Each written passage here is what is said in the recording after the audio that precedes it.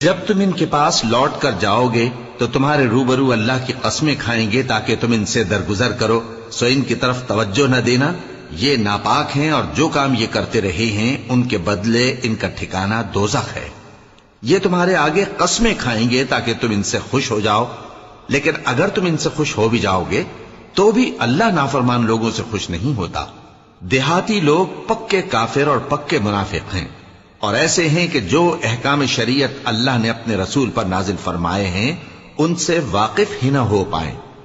اور اللہ جاننے والا ہے، حکمت والا ہے۔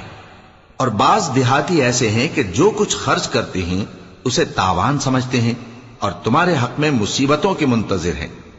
انہی پر بری مصیبت واقع ہو، اور اللہ سننے والا ہے، جاننے والا ہے۔ اور بعض دیہاتی ایسے ہیں کہ اللہ پر اور روز آخر پر ایمان رکھتے ہیں اور جو کچھ خرچ کرتے ہیں اس کو اللہ کے قرب اور پیغمبر کی دعاؤں کا ذریعہ سمجھتے ہیں۔ دیکھو یہ بات بلا شبہ ان کے لیے موجب قرب ہے، اللہ ان کو عنقریب اپنی رحمت میں داخل کرے گا، بے شک اللہ بخشنے والا ہے، مہربان ہے۔